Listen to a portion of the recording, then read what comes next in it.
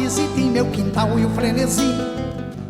Eu acho que talvez até a leitura da morte de Deus, na visão nietzschiana, a gente pode fazer até uma releitura, né? Eu acho que é esse Deus que tem que morrer, né? Esse Deus que é usado para manipular, né? E não há dúvida, né, Gaio? Porque, na verdade, assim, a dúvida, a percepção, o questionamento, isso é fundamental. Na verdade, é isso que é o motor da evolução humana, né? A indagação, né? É a dúvida, né? É o querer saber, o querer... isso eu acho que tem que permanecer. Talvez muito mais importante do que uma prova cabal é a gente poder buscar elementos para caminhar nessa análise lógica e racional. Porque talvez essa prova não seja algo que seja tangível para a gente, né? Até porque alguma coisa nessa complexidade pode estar bem fora da própria percepção humana, né?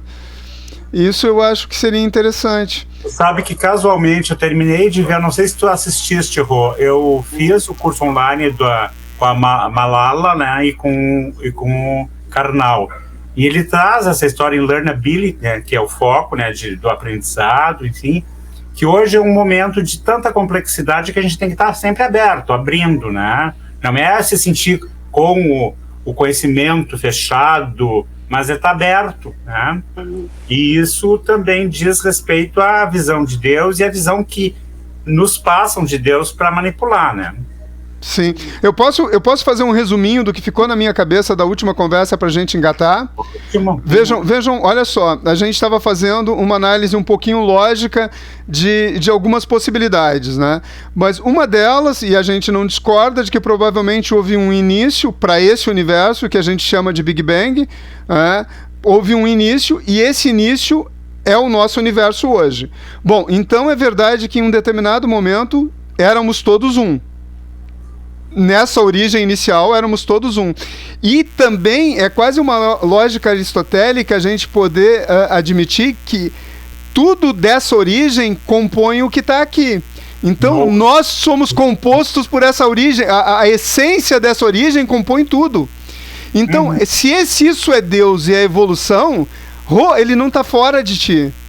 Ele não está acima, ele é isso. E em sendo isso, eu tenho que ter uma relação ética com o mundo e com esse universo, com o planeta, com os animais, com vocês, comigo, numa outra lógica. Porque se eu afasto essa essência para mim, eu posso, inclusive, ser violento com o índio, com o negro, né? Porque em determinado momento histórico eu dizia, inclusive, que eles não tinham alma, né? Os cristãos não deram o direito deles terem alma, né? Então, imagina, isso me permite. Por quê? Porque Deus está fora, né? Deus não está dentro dele, né? Deus não é esse universo, né? Essa essência criadora não está em tudo, né?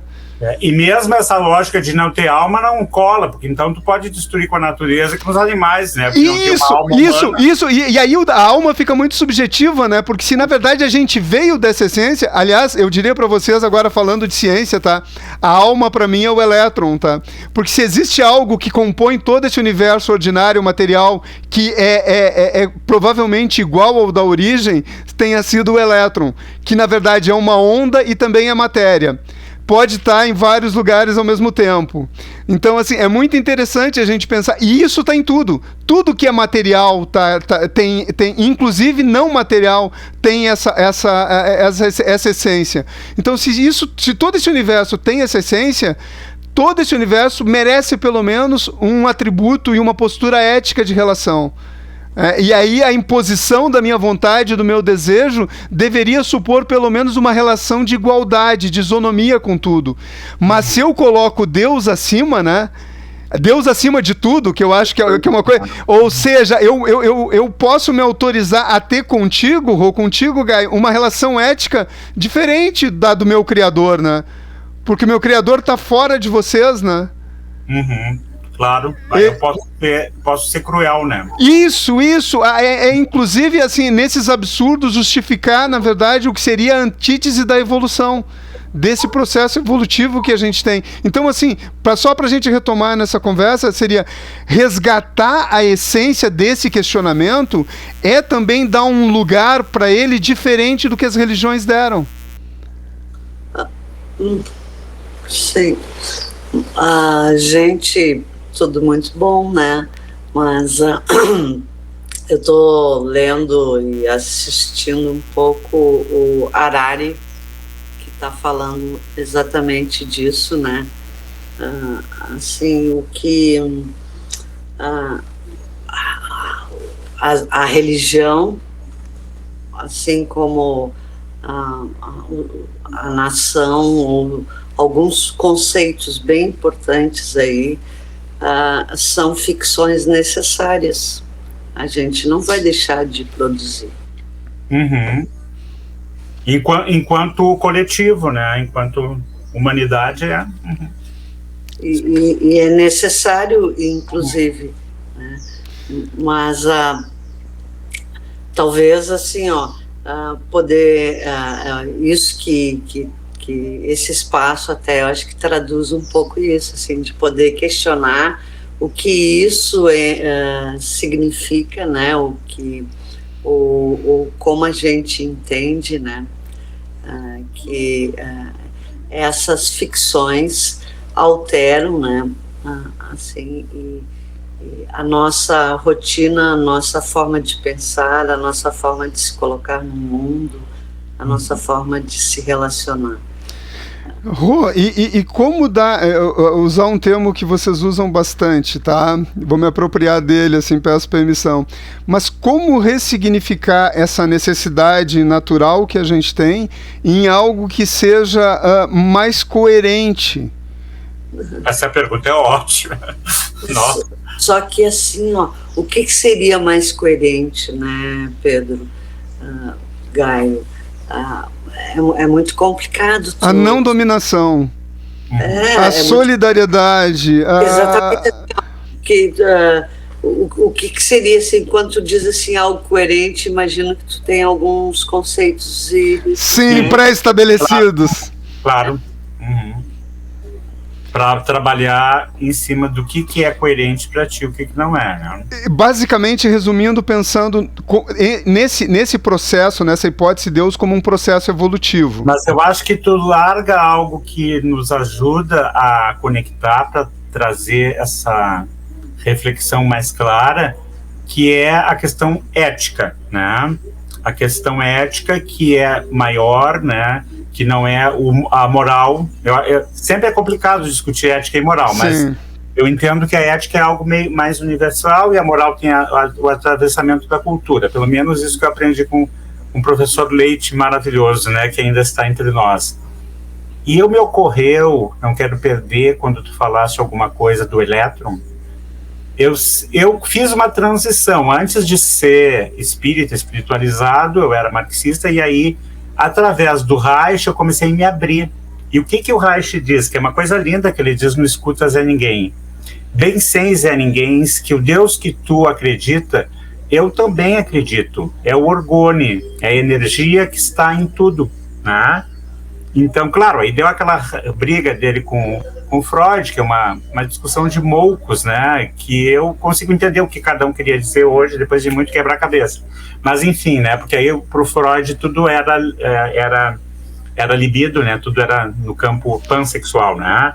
Mas, na verdade, eu entendo que tem a forma que a energia vai se sutilizando em várias coisas, né? Que vai para o campo do sexual, que vai do campo da vida em si, que vai na vida, vai na natureza, enfim, né? Então eu acho que isso é importante, eu acho que é importante a gente pensar. Porque se a gente... Deixa eu pegar, Gaio, esse gancho porque tu falou na sexualidade. Talvez a sexualidade seja a pulsão de criação humana mais forte que a gente tenha. Porque ela é o simbólico da sexualidade, do próprio ato sexual, é a criação. Esse é um simbólico, né? E isso, do ponto de vista de um ser vivo, é literalmente o ápice desse ser vivo. E para nós ele é revestido de uma série de elementos subjetivos. Né, não somente a existência, mas como toda a própria afetividade. Talvez, aliás, se eu não me engano, era Osho que dizia que o ato, uma relação sexual era a cena em que ele mais via as pessoas se aproximando de Deus. Lembro disso. Então, e isso é muito forte para nós. Mas aí no campo do orgasmo, com amor. Isso. Mas enfim, talvez seja o que mais aproxime do sentimento subjetivo amor, seja essa situação, né? E isso para nós é muito caro. E aí é fácil da gente também pensar que se a gente pega a abordagem como a gente vai fazer sobre essa leitura, seja Freud, seja Reich, seja Jung, elas, na verdade, são visões que se complementam ao longo do tempo. Quase como se nós pegássemos religiões diferentes que, a princípio, o budismo e o cristianismo, eles têm uma essência muito parecida, mesmo sem falar das mesmas coisas, né? Porque a essência é a mesma. E aí, quando um teórico desses foca num determinado momento, quando ele amplia, é óbvio que ele tem que esquecer de outros elementos. Quanto maior o ponto, menor a extensão, né? Quanto mais eu me especializo em uma coisa, menos extensão eu vou ter, né? Não parece para vocês? É interessante que o Karnal fala justamente isso no Learnability, né? Que não é que tu vai tirar o foco do que é mais importante para ti, mas que tu possa dar uma cotejada com outras coisas, que isso vai te enriquecer, o teu cérebro vai te fazer bem. São exercícios positivos, né? Eu senti isso porque eu fui para psico com 45 anos e a minha cabeça explodiu, assim, né? Eu voltei a me sentir um guri de novo. Foi maravilhoso. Eu aqui, o meu espírito anarquista um pouco incomodado ficou com a tua observação, né? Da necessidade dessas ficções, Rô. Por quê? Por que nós temos a necessidade dessas ficções? Porque o meu espírito deu uma estremecida aqui. Ele deu porque... Bem incomodativo. Como tudo que faz a gente crescer, né? Como tudo que faz a gente andar, né? Mas isso é da natureza humana, gente. Ficcionar, né?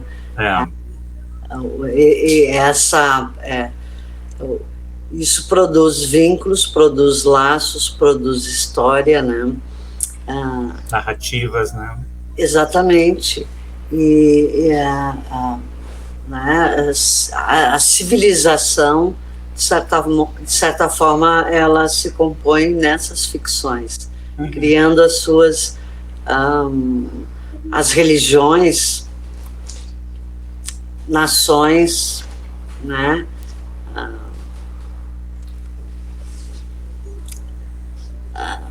Toda isso que faz o estofo em torno, né, da nossa existência, que a gente se reconhece, se insere, né, se reconhece enquanto sujeito, né, enquanto cidadão. Seu colibri, a casa é sua, por favor me apareça. Nunca esqueça desse amigo que lhe tem muito respeito e toda a admiração. De coração tenha certeza, na completa emoção do ser.